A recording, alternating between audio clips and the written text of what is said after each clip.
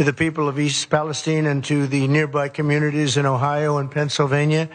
We have told you loud and clear, you are not forgotten.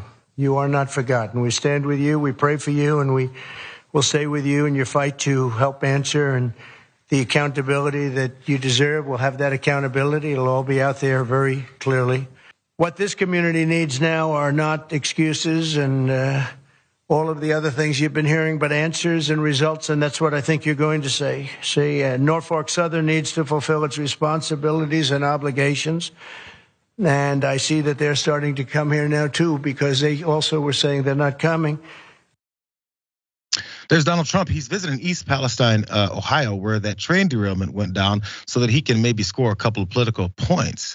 Because as he's reading from his very heartfelt message that someone else wrote for him about how he's has everyone's back out there, he's at least jumping into the fray to make it look like he gives a good hot damn about what's going on. By the way, as he shamed other folks for not showing up, which I guess you could give him some credit for that, Pete Buttigieg, Transportation Secretary under the Biden administration, still not today. Plans were put into place, but still, as he was standing there with the mayor of East Palestine, his name is Trent Conway, also J.D. Vance, who he supported as he ran for office there, and also Don Jr., because Donald Trump Jr. is one of those people that you need in these types of areas to make sure things run smoothly, because he has expertise in nothing. But still, at this press conference, Trump did tell the audience that he's providing water and all of that as well. In fact, let's look at that. Especially thank some of the incredible people that helped us, because we're bringing thousands of bottles of water, Trump water, actually, most of it. Some of it we had to go to a much lesser quality water. You want to get those Trump bottles, I think, more than anybody else. But we're bringing a lot of water, thousands of bottles. He can't even help himself. He brought Trump water here. In fact, it was specific Trump water. It was Trump water. Check out that image of it. Probably in just these small bottles that you put in front of in the middle of a hotel, so people can walk in and out and say they've got some Trump water. It solves the problem out there in East, because he pointed out they need answers and results. So I brought some water, bro. A couple of bottles of water. Remember that guy last week when it was all going down, maybe a couple weeks ago when this was going down? He was a resident from, I believe, the Canton area. And he showed up with a truck full of water. I don't remember him starting a press conference and saying what his name was and pointing out that he's the best person that's ever showed up and he wants credit for credit. The way that this guy decided to do. I think he's showing exactly what his reasons are for being there. Still though, there was water and food that he also brought, including some Goya, for those answers and results. And maybe can happen right away today. We'll follow and see what else Trump has done with this besides promote himself though.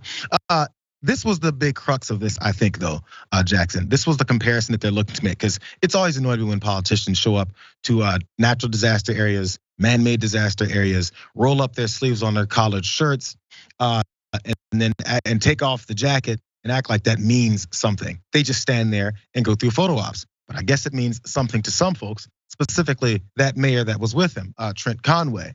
Because he said this about Biden versus Trump's action on this.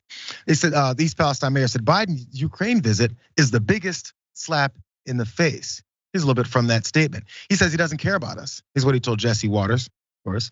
So he can send every agency he wants to.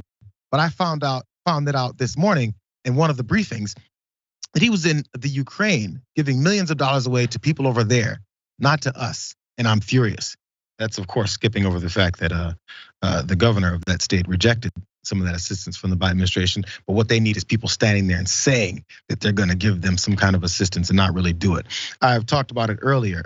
It seems that Republicans are better at acting like they give a damn, and Democrats just go, I guess you guys can assume we do. We won't be there, and maybe we'll figure out some way to tell you the truth about what's happening and why this whole thing went down. We're gonna get to the Buttigieg part about this, but here's the Trump part here, Jackson. What is it you're thinking? And is this something that I guess will spread to further than just that mayor and maybe some of these constituents? Because again, as I think other sides will point out, Ohio is a battleground. Only doing this for that. Absolutely, I think it's pretty obvious for anybody who isn't like a staunch Republican or a staunch MAGA fan to see what Trump is doing. But on the other hand, where's Ron DeSantis? Where's Nikki Haley? And where's Joe Biden?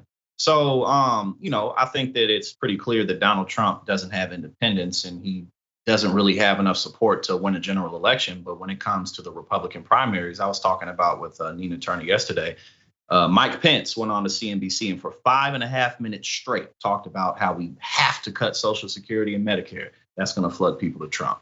Nikki Haley not being willing to kick sideways and being a woman, that's going to get her out of the race. And Ron DeSantis, where you at, my brother? Where you at? You know what I'm saying? So until he actually throws his hat in the race and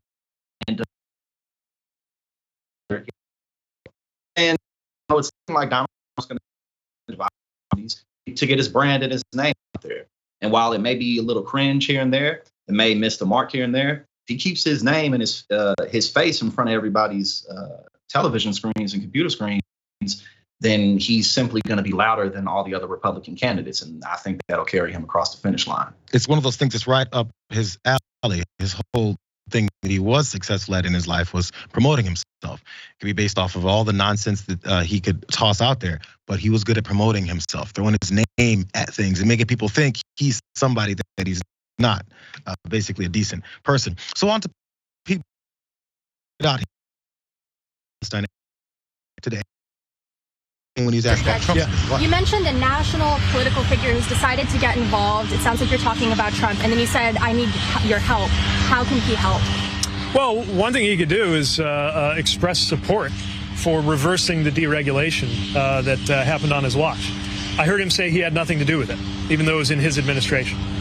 So if he had nothing to do with it and they did it in his administration against his will, maybe he could come out and say that he supports us moving in a different direction. We're not afraid to own our policies when it comes to raising the bar on regulation. And I've got to think that him indicating that this is something that everybody, no matter how much you disagree on politics and presidential campaigns, can get behind. Higher fines, tougher regulations on safety, Congress untying our hands on braking rules, all the other things that go with that, that'd be a nice thing for him to do. Not a bad statement from Buttigieg about what's going on. He points out some of the deregulation that happened during the Trump administration and all that. The problem here is, again, it goes back to those optics. He's saying this now as he's on the ground in East Palestine where this has all gone down, as he's getting asked specifically about Trump showing up. So what it could come off to folks who are like, yo, where have you been? What have you been saying about this? It sounds like he's just now bringing that up. All this stuff was valid when other folks, like all of us around here, people who notice what's going on. But when you say it once you're there, after this guy shows up, it sounds like it could be taken as you're just responding, and they don't really want to hear that right now. Maybe those very true answers could have happened from the beginning.